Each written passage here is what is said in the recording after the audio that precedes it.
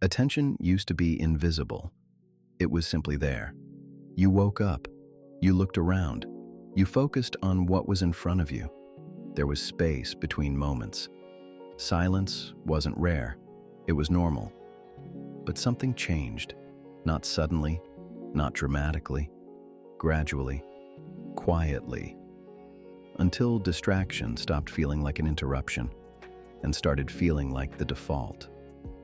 When distraction became normal, there was a time when boredom existed. You waited in silence. You sat with your thoughts. You looked out of windows. Now, boredom feels uncomfortable.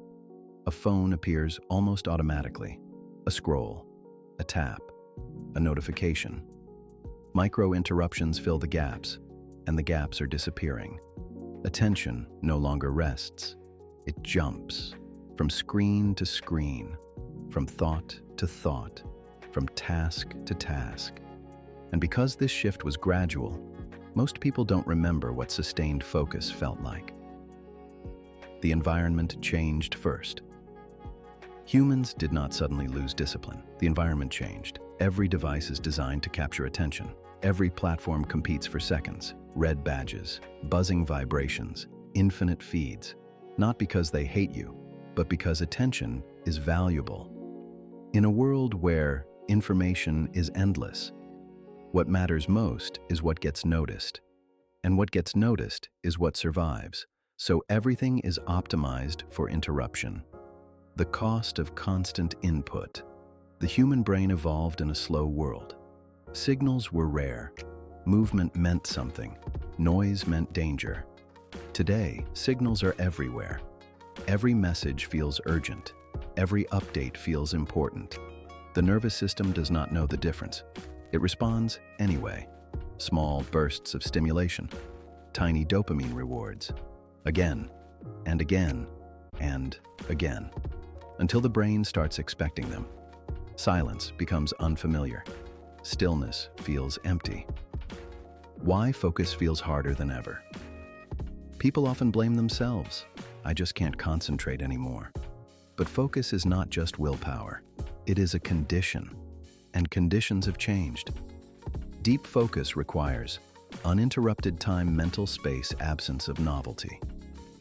Modern life offers the opposite. Constant updates, rapid shifts, endless novelty. The brain adapts. It becomes faster at switching, but weaker at staying. And what looks like lack of discipline is often adaptation. Attention. As a fragmented resource, attention is not infinite. It is limited, and it regenerates slowly. When attention is fragmented into dozens of small pieces each day, it loses depth. People start many things, but finish few. They read headlines, but rarely long arguments. They skim, they scroll, they consume, but rarely absorb.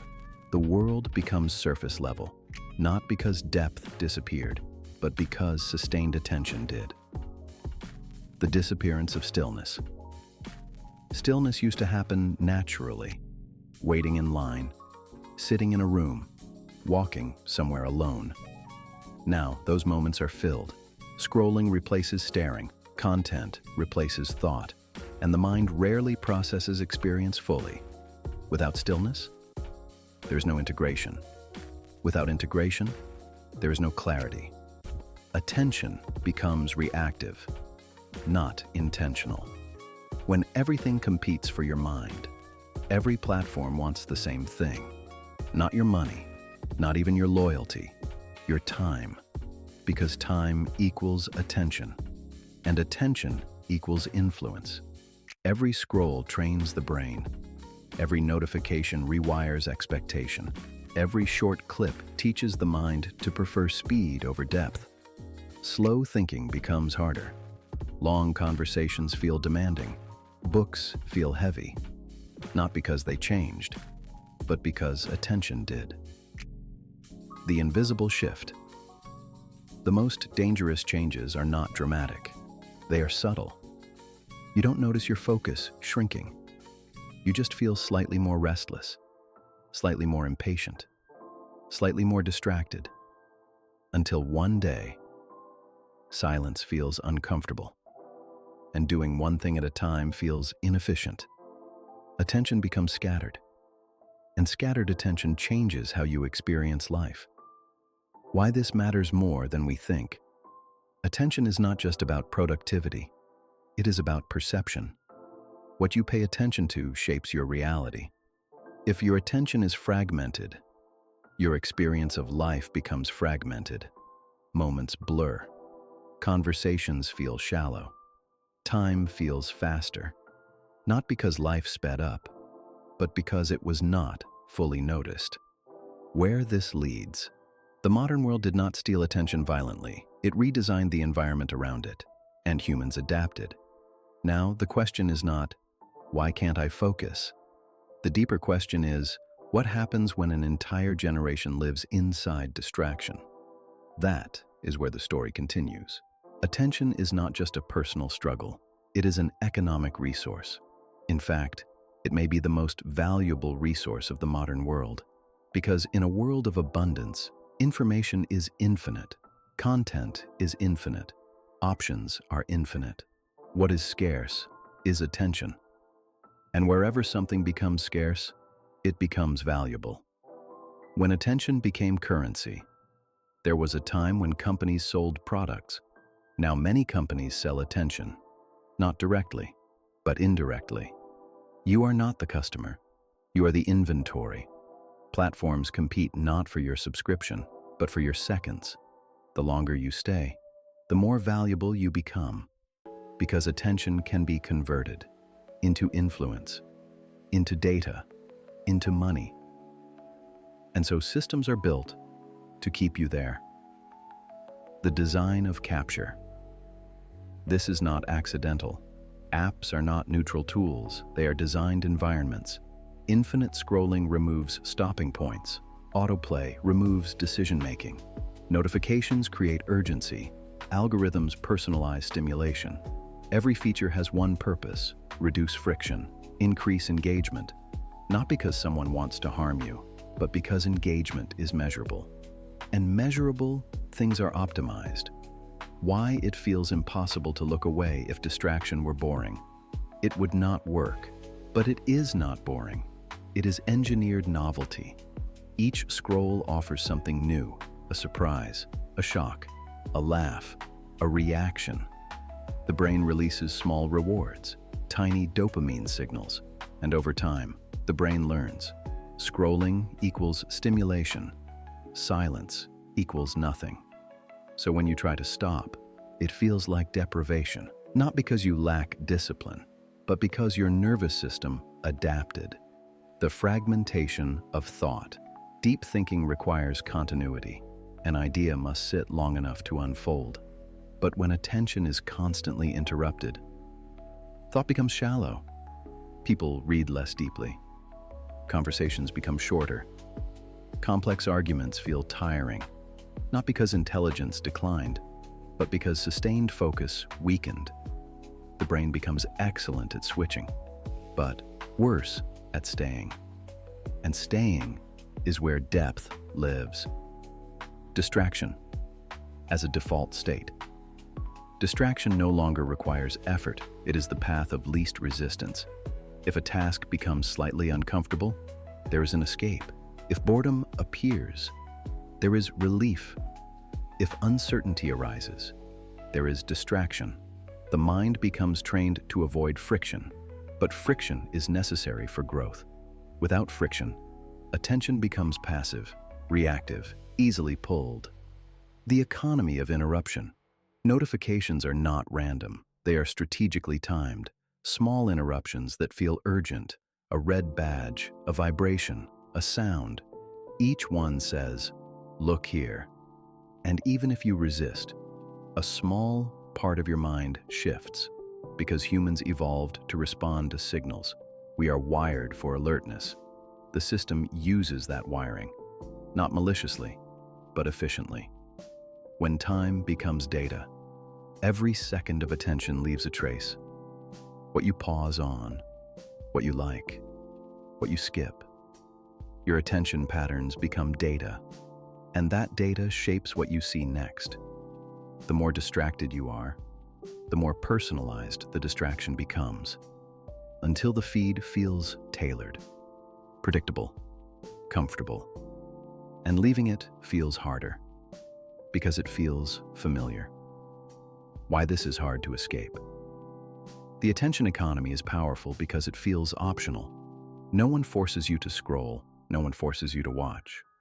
But the system is built to be easier than stillness, and humans naturally choose what is easier. This is not weakness, it is biology. The modern world aligns with instinct, novelty, stimulation, social validation. The mind responds automatically.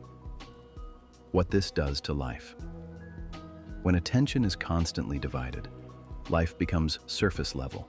Moments pass without depth, experiences blur, time feels compressed, because attention is what gives time texture. Without attention, time flattens. Days feel similar, weeks disappear, and people feel like something is missing, even when nothing is wrong. The real cost. The real cost of the attention economy is not productivity. It is presence. It is the ability to sit with a thought, to listen fully, to notice detail, to experience time slowly. Attention shapes reality, and when attention is constantly captured, reality becomes fragmented. The system will not slow down. It will not reduce stimulation. It will not voluntarily give space back. So the question becomes, if attention is the most valuable resource, who controls yours? That is where part 3 begins.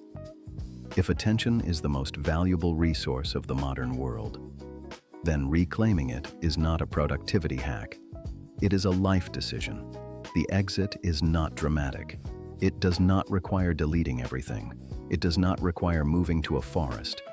It begins with awareness, because you cannot protect what you do not notice being taken. Attention is not just focus. Attention is not just the ability to concentrate. It is the direction of your life. What you consistently pay attention to shapes what you believe, shapes what you remember, shapes what you become. If your attention is constantly pulled toward outrage, your world feels hostile. If your attention is constantly pulled toward comparison, your life feels insufficient. Attention is not passive, it is creative. It builds your inner reality. The power of interrupting the interruption. The system runs on momentum. Scroll, swipe, tap, repeat. The exit begins when you interrupt that cycle. Not perfectly, not permanently, but intentionally. When you pause before opening an app, when you notice the impulse instead of obeying it. That tiny gap is powerful, because in that gap, you are no longer automatic. You are choosing, and choice is where attention returns. Bringing back stillness. Stillness is uncomfortable at first. Silence feels empty. Boredom feels restless, because the brain expects stimulation. But if you stay inside stillness, something changes. The nervous system slows, thoughts deepen, clarity appears. Stillness is not the absence of activity, it is the recovery of depth. Without stillness, attention never heals. Depth over speed. Modern life rewards speed. Quick reactions, quick responses, quick content, but depth requires slowness. Reading long texts, listening fully, thinking without interruption. The exit from distraction is not doing less. It is doing fewer things with more depth. One conversation without checking your phone. One task without switching. 1 hour without stimulation. These moments rebuild attention. Defining what deserves your mind. Not everything deserves your attention. But modern platforms are built to feel urgent. The question becomes, what actually matters? What deserves space in your mind? Most information does not change your life. Most updates are temporary, but your attention is not. It shapes your days, your memory, your identity. Choosing carefully is not selfish. It is necessary. Time and attention are connected when attention returns. Time feels different. Moments stretch. Experiences deepen. Days feel fuller. Not because they are longer, but because they are noticed. Attention gives time texture. Without it, life feels fast and blurred. With it, even simple moments feel meaningful. A walk, a conversation, a quiet room. Attention restores weight to time. Why this is hard, but possible. The system will not change for you. Distraction will remain available. Novelty will remain seductive. But awareness changes the relationship. You may still scroll. You may still consume. But you begin to notice when it controls you. And slowly, control shifts, not through force, but through clarity. The real truth about attention. The truth about attention is not that it is weak. It is that it is valuable. So valuable that entire industries compete for it. And anything valuable must be protected. Attention is life. Because what you attend to becomes your experience. If you give your attention away unconsciously, your life becomes shaped by forces you did not choose. If you reclaim it intentionally, your life becomes shaped by presence. A quiet conclusion. You do not need perfect focus. You do not need discipline without flaws. You need awareness to recognize when your mind is pulled, to pause before reacting, to create small islands of depth inside a noisy world. Because in the end, your attention is your existence. What you give it to is what your life becomes. If this perspective resonated with you, this channel explores the hidden systems shaping modern life. Money, work, time, attention. This is Hidden Depths.